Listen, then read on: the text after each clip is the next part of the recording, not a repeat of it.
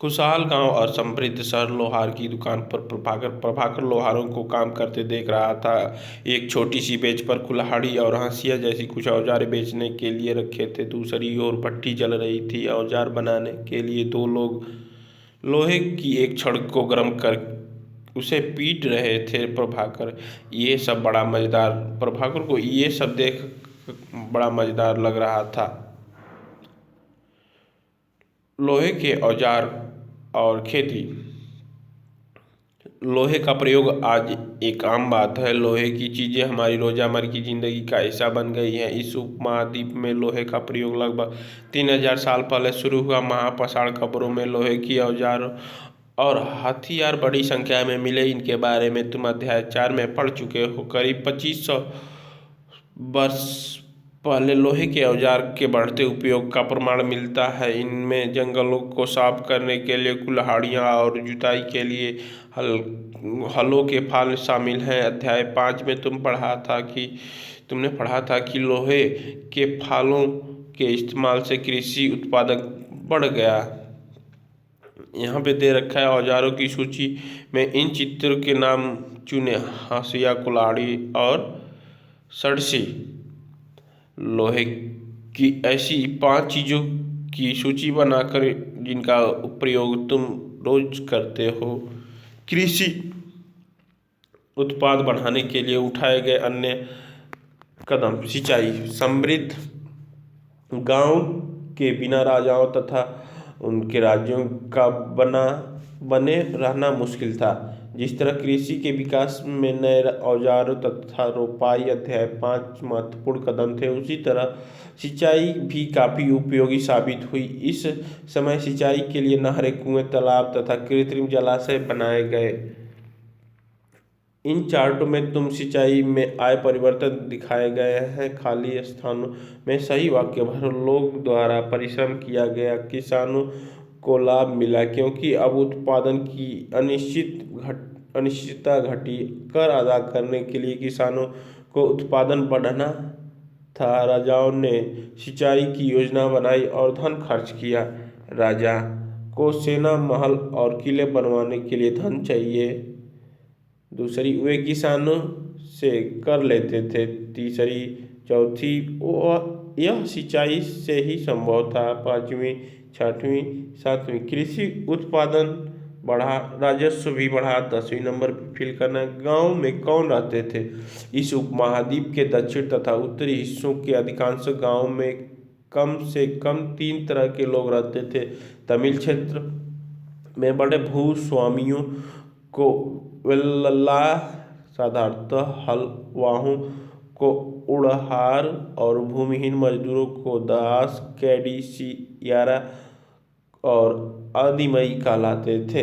देश के उत्तरी हिस्सों में गांव का प्रधान व्यक्ति ग्राम भोजक कहलाता था। अक्सर एक ही परिवार के लोग इस पद पर कई पीढ़ियों तक बने रहते थे, यानी कि यह पद आनुवांशिक था। ग्राम भोजक के पद पर आमतौर पर गांव का सबसे बड़ा भूस्वामी होता था। साधारणतया इनकी जमीन पर इनके दास और मजदूर काम करते थे। इसके अतिरिक्त प्रभावशाली होने के कारण प्रायः राजा भी कर वसूलने का काम इन्हें ही सौंप देते थे। ये न्यायाधीश का और कभी कभी पुलिस का काम भी करते थे। ग्राम भोजकों के अलावा अन्य स्वतंत्र कृषक भी होते थे जिन्हें गृहपति कहते थे। इनमें ज़्यादातर छोटे किसान ही होते थे। इसके अतिरिक्त कुछ ऐसे स्त्री पुरुष थे जिनके पास अपनी जमीन नहीं होती थी। इनमें दासों, कर्मकारों आते थे जिन्हें दूसरों की जमीन पर काम करके अपनी जीविका चलानी पड़ती थी। अधिकांश गांव में लोहार, कुम्हार, बढ़ई और बुनकर जैसे कुछ शिल्पकार भी होते थे।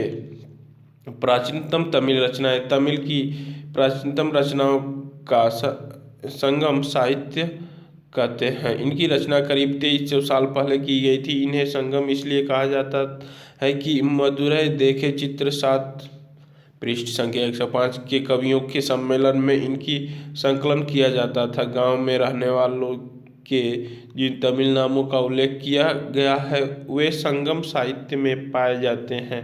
नगर क्या कहती हैं कहानियाँ, यात्रा विवरण, मूर्ति कलाएं और पुरातत्व तुमने जातकों के बारे में सुना होगा। ये वे कहानियाँ हैं जो आम लोगों में प्रचलित थी। बौद्ध भिक्षुक ने इनका संकलन किया। यहाँ तक जातक कथा दी गई है जिसमें यह बताया गया है कि एक निर्धन किसी तरह धीरे धीरे धनी बन जाता है। एक निर्धन की चतुराई। एक शहर में एक गरीब युवक रहता था। उसके पास एक मरे चूहे के अलावा कुछ नहीं था। उसने उस चूहे को एक सिक्के में एक भोजनालय वाले की बिल्ली के लिए बेच दिया। फिर एक दिन बड़ी जोर से आंधी आई। राजा का बागीचा टूटी टहनियों और पत्तियों से भर गया। उनका माली इसे साफ करने की बात से परेशान हो उठा। युवक ने माली से कहा कि अगर लकड़ियाँ और पत्ते उसे मिल जाए तो वह बागीचे की सफाई कर सकता है। माली तुरंत मान गया। युवक ने पास खेल रहे बच्चों को यह कहकर इकट्ठा कर लिया कि प्रत्येक टहनी और पत्ते के बदले मैं उन्हें एक एक मिठाइयाँ मिलेगी। देखते ही देखते उन्होंने बगीचे में एक एक तिनका चुनकर गेट के पास इकट्ठा कर दिया। तभी उधर से राजा का कुम्हार बर्तन को पकाने के लिए ईंधन की तलाश में गुजर रहा। उसने पूरे ढेर को खरीद ली। इस तरह युवक के पास कुछ और पैसे हो गए। अब उस युवक ने एक और योजना बनाई। एक बड़े बर्तन में पानी भरकर वह नगर के द्वार पर गया और वहां उसने घास काटने वाले 500 लोगों को पानी पिलाया। खुश होकर उन लोगों ने कहा, तुमने हमारे लिए इतना अच्छा काम किया, बताओ हम तुम्हारे लिए क्या कर सकते हैं।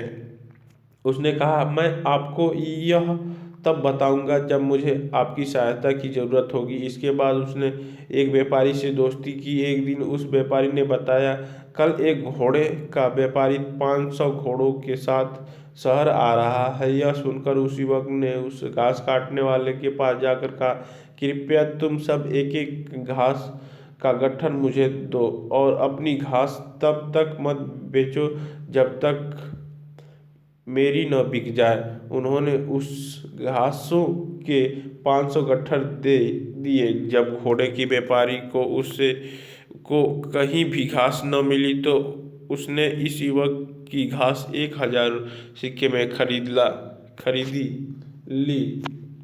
इस कहानी में आए व्यक्तियों के व्यवसाय की सूची बनाओ। प्रत्येक के लिए यह तय करो कि वे शहर में, गांव में या फिर गांव तथा शहर दोनों में रहते हैं। घोड़े का व्यापारी शहर में क्यों आया होगा? क्या महिलाएं कहानी में बताए व्यवसाय को अपना सकती हैं? उत्तर के कारण बताओ। प्राचीन नगरों के जीवन के बारे में हमें कुछ अन्य स्रोतों से भी पता चल सकता है। शहरों, गांवों या फिर जंगलों के जीवन से जुड़ी घटनाओं की मूर्तिकार कलात्मक ढंग से उकेरते थे। इन मूर्तियों को ऐसी इमारतों की रोलिंग खंभों या प्रवेश द्वार पर सजाया जाता था जहां लोग आते थे। नीचे सांची की मूर्ति कला एवं मध्य प्रदेश स्थित सांची के स्तूप की मूर्तियों कला का नमूना है। इसमें शहर के जीवन का एक दृश्य है। तुम अध्याय 11 में सांची के बारे में पढ़ोगे। इन दीवारों को देखो, क्या वे ईंट की बनी है या फिर लकड़ी या पत्थर से? क्या इसकी रेलिंग लकड़ी की बनी है? इन इमारतों की छत का वर्णन करो। ये दीवार रही है, इस पे दिल्ली में मिला वालयकूप हड़प्पा की जल निकासी व्यवस्था से यह कैसे भिन्न है? अध्याय 5 में वर्णित अनेक शहर महाजनपदों की राजधानी थे। जैसा कि तुमने पढ़ा, इनमें से तुम शहरों पर कोटि से घिरे होते थे। जैसा कि तुम ऊपर के चित्र में देख रहे हो, उनके शहरों में वालयकूप मिले हैं। ये वालयकूप गुस्लखाने, नाली या कूड़ेदान के लिए प्रयुक्त होते थे। ये प्रायः वालयकूप दो लोगों के घरों में होते थे। महलों, बाजारों या आम घरों के अवशेष बहुत कम मिले हैं। संभवतः लकड़ियाँ मिट्टी और कच्ची ईंटों या छप्पर से बने होने के कारण ये ज़्यादा समय तक टिक नहीं पाए। भविष्य में पुरातत्वविद इनकी खोज कर रह सकते हैं। प्राचीन शहरों के बारे में वहाँ गुफाएं, नाविक तथा यात्रियों के विवरणों द्वारा भी पता चलता है। ऐसे ही एक विस्तृत विवरण किसी अज्ञात यूनानी नाविक का है जिन जिन बे बेरीगाजा भारूच की यूनानी नाम की कहानी। बेरीगाजा की संकरी खाड़ी में समुद्र से आने वाले के लिए नाव चला पाना बहुत मुश्किल होता है। राजा के द्वारा नियुक्त कुशल और अनुभवी स्थानीय मछुआरों की यहाँ जहाज ला सकते थे। बेरीगाजा में शराब, तांबा, टीन, शीशा, मूंगा, पुखराज, कपड़े, सोने और चांदी के सिक्के का आयात होता था। हिमालय की जड़ी बूटियां, हाथी दांत, गोमेद, कार्नेलियन, सूती कपड़ा, रेशम तथा इत्र यहाँ से निर्यात किए जाते थे। राजा के लिए व्यापारी विशेष उपहार लाते थे। इनमें चांदी के बर्तन, गायक, किशोर, सुंदर औरतें, अच्छी शराब तथा उत्कृष्ट महीन कपड़े शामिल थे। बेरीगाजा से आयात और निर्यात होने वाली चीज़ों की सूची बनाओ। ऐसे दो चीज नाम बताओ जिनका उपयोग हड़प्पा युग में नहीं होता था। पत्तनों, जिन जिन पत्तनों पर वह गया उन सभी के बारे में उसने लिखा। मानचित्र 7 में पृष्ठ संख्या 105 में भारूच ढूंढो। अब उसके द्वारा दिए गए उड़न को पढ़ो। सिक्के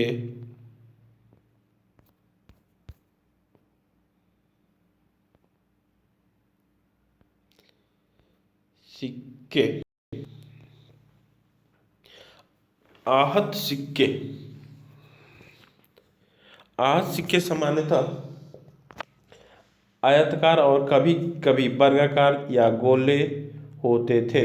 ये या तो धातु की चादर की काटकर या धातु के चपटे गोलाकार से बनाए जाते थे। इन सिक्कों पर कुछ लिखा हुआ नहीं होता था, बल्कि इन पर कुछ चिन्ह ठप्पे से बनाए जाते थे, इसलिए ये आहत सिक्के कहलाए हैं।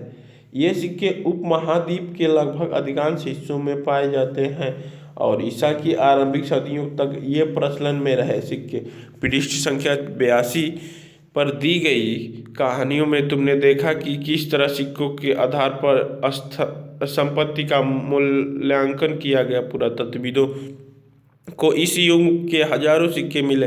सबसे पुराने आहत सिक्के थे जो करीब 500 साल चले। इसका चित्र नीचे दिया गया। चांदी या तांबे के सिक्कों पर विभिन्न आकृतियों को आहत कर बनाए जाने के कारण इन्हें आहत सिक्का कहा जाता था। विनिमय के अन्य साधन। संगम साहित्य की एक इस छोटी सी कविता को पढ़ो। खेतों के सफ़ेद धान गाड़ियों पर लादे जा रहे हैं। नमक के लिए लंबे लंबे रास्ते। चांदनी सी सफ़ेद रेत पर परिवार को समेटे, कहीं पीछे छूट न जाए। शहरों से नमक के सौदागरों के यूं चले जाने से सिर्फ सन्नाटा रह जाता है। समुद्र के किनारे नमक का बहुत ज़्यादा उत्पादन होता था। व्यापारी किस चीज़ों से इसका विनिमय करते थे, वे किस तरह यात्रा कर रहे हैं।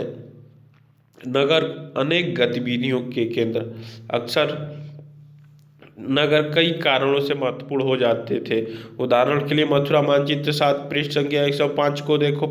यह 25 साल से ज़्यादा समय से एक महत्वपूर्ण नगर रहा, क्योंकि यह यातायात और व्यापार के दो मुख्य रास्तों पर स्थित था। इनमें से एक रास्ता उत्तर पश्चिम से पूरब की ओर, दूसरा उत्तर से दक्षिण की ओर जाने वाला था। शहर के चारों ओर किलेबंदी थी। इसमें अनेक मंदिर थे। आसपास के किसान तथा पशुपालक शहरों में रहने वाले के लिए भोजन जुटाते थे। मथुरा बेहतरीन मूर्तियां बनाने का केंद्र था। लगभग 2000 साल पहले मथुरा कुषाण की दूसरी राजधानी बनी।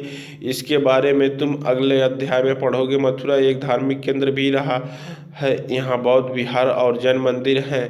यह कृष्ण भक्ति का एक महत्वपूर्ण केंद्र था। मथुरा में प्रस्तर खंडों में खंडों तथा मूर्तियों पर अनेक अभिलेख मिले हैं। आमतौर पर ये संक्षिप्त अभिलेख हैं जो स्त्री तथा पुरुषों द्वारा मठों या मंदिरों को दिए जाने वाले दान का उल्लेख करते हैं। प्रायः शहर के राजा, रानी, अधिकारी, व्यापारी तथा शिल्पकार इस प्रकार के दान करते थे। उदाहरण के लिए मथुरा के अभिलेखों में सुनारों, लोहारों, बुनकरों, टोकरी बुनने वालों, माला बनाने वालों और इत्र बनाने वालों के उल्लेख मिलते हैं। मथुरा के लोगों के व्यवसाय की एक सूची बनाओ। एक ऐसे व्यवसाय का नाम बताओ जो हड़प्पा में नहीं था। शिल्पकार तथा शिल्प। पुरा स्थलों से शिल्पों के नमूने मिले हैं। इनमें मिट्टी के बहुत से ही पतले और सुंदर बर्तन मिले हैं जिन्हें उत्तरी काले चमकीले पात्र कहा जाता है, क्योंकि ये ज़्यादातर उपमहाद्वीप के उत्तरी भाग में मिले हैं। ध्यान रहे कि अन्य दूसरे शिल्पकारों के अवशेष नहीं बचे होंगे। जैसा कि विभिन्न ग्रंथों से हमें पता चलता है कि कपड़ों का उत्पादन बहुत महत्वपूर्ण था। उत्तर में बनारसी तथा दक्षिण में मदुरई इसके लिए प्रसिद्ध केंद्र थे, जहाँ स्त्री पुरुष दोनों काम करते थे। उत्तरी काले चमके पात्र NBPW ये एक कठोर चाक निर्मित धातु की तरह चिकने वाले तथा चमकदार काली सतह वाले पात्र है। इसे बनाने के लिए कुम्हार मिट्टी के बर्तन की भट्ठों पर उच्च तापमान पर रखते थे, जिससे परिणाम स्वरूप इन्हें बर्तनों की बाहरी सतह काली हो जाती थी। इन पर एक पतली काली लेप भी लगाई जाती थी जो इस बर्तन के शीशे जैसी चमक प्रदान करता था। अनेक शिल्पकार तथा व्यापारी अपने अपने संघ बनाने लगे थे जिन्हें श्रेणी कहते थे। शिल्पकारों की श्रेणियों का काम प्रशिक्षण देना, कच्चा माल उपलब्ध कराना तथा तैयार माल का वितरण करना था, जबकि व्यापारियों की श्रेणी व्यापार का संचालन करती थी। श्रेणियों बैंकों के रूप में काम करती थी जहां लोग पैसा जमा करते थे। इस धन का निवेश लाभ के लिए किया जाता था, जिससे उससे मिले लाभ का कुछ हिस्सा जमा करने वाले को लौटा दिया जाता था या फिर मठ आदि धार्मिक संस्थानों को दिया जाता था।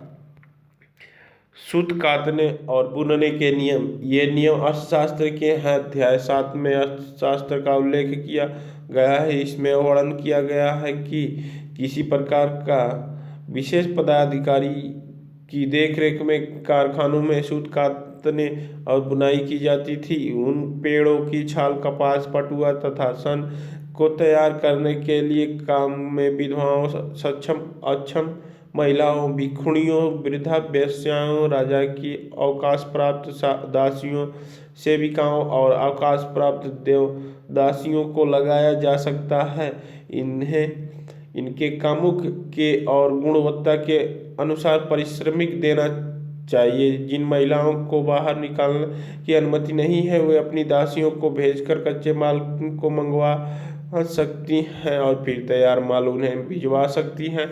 वे औरतों जो कारखानों तक जा सकती हैं, उन्हें अपनी माल कारखानों तक तड़के ले जाना पड़ता है, जहां उन्हें पारिश्रमिक मिलता था। इस समय माल की अच्छी तरह जंचवाने के लिए रोशनी रहती है। अगर निरीक्षक पर औरत की तरह देखता है या इधर उधर की बातें करता है तो उसे सजा मिलनी चाहिए। अगर औरतों ने अपना काम पूरा नहीं किया तो उसे जुर्माना देना होगा। इसके लिए उसका अंगूठा भी काटा जा सकता है।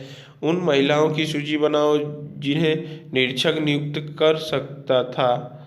क्या काम करने के दौरान महिलाओं को मुश्किल झेलनी पड़ती थी? सूक्ष्म निरीक्षण। अरिकामेंडू मानचित्र 7 पृष्ठ संख्या 105 में अरिकामेंडू पुदुचेरी में ढूंढो। लगभग पृष्ठ संख्या 88 में रोम के बारे में दी जानकारी पढ़ो। लगभग 2200 से 1900 साल पहले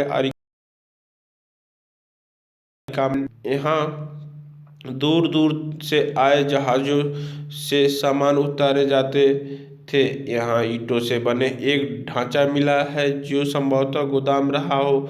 यह भूमध्य सागरीय क्षेत्रों के एम्फोरा जैसे पात्र मिले हैं। इनमें शराब या तेल जैसे तरल पदार्थ रखे जा सकते थे। इनमें दोनों तरफ से पकड़ने के लिए हत्थे लगे हैं। साथ ही यहाँ एरे टाइन जैसे मुहरे लगे लाल चमकदार बर्तन भी मिले हैं। इन्हें इटली के एक शहर के नाम पर एरेटाइन पात्र के नाम से जाना जाता है। इसे मुहर लगे सांचे पर गीली चिकनी मिट्टी को दबाकर बनाया जाता था। कुछ ऐसे बर्तन भी मिले हैं जिनका डिजाइन तो रोम का था, किंतु वे यही बनाए जाते थे।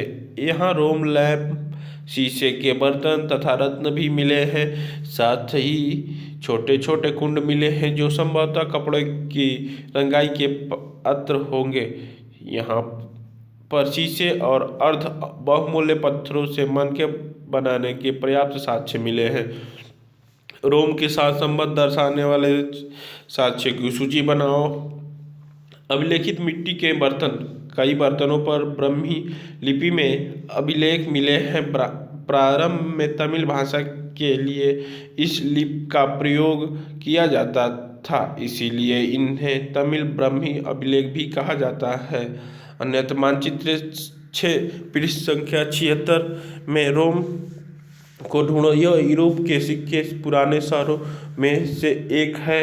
इसका विकास लगभग तभी हुआ जब गंगा के मैदानों के शहर बसे रहे थे। रोम एक बहुत बड़े साम्राज्य की राजधानी थी। यहाँ यूरोप, उत्तरी अफ्रीका तथा पश्चिमी एशिया तक फैला साम्राज्य था। इसके सबसे महत्वपूर्ण शासकों में से एक अगस्टस के करीब लगभग 2000 साल पहले शासन किया था। उसने कहा था कि रोम ईंट का शहर था जिसे मैंने संगमरमर का बनवाया। अगस्टस और उसके बाद के शासक ने कई मंदिरों तथा महल भी बनवाए। अगस्टस ने बड़े बड़े रंगमंडल, एम्फीथिएटर बनवाए। इनमें चारों तरफ दर्शकों को बैठने की सीढ़ी नुमा जगह होती थी। यहाँ लोग विभिन्न प्रकार के कार्यक्रम देख सकते हैं। उन्होंने स्नानागार भी बनवाए जहाँ स्त्रियों तथा पुरुषों के लिए अलग अलग समय निर्धारित थे।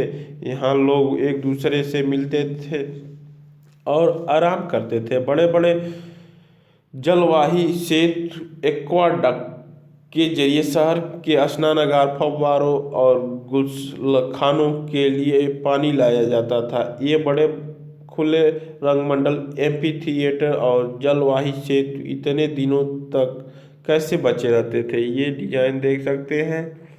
एक्वाडक्ट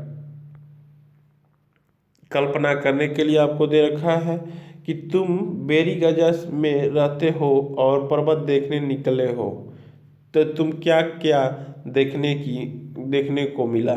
उपयोगी शब्द लोहा, गांव, सिंचाई, संगम, नगर और वलय, कूप, पतन और श्रेणी।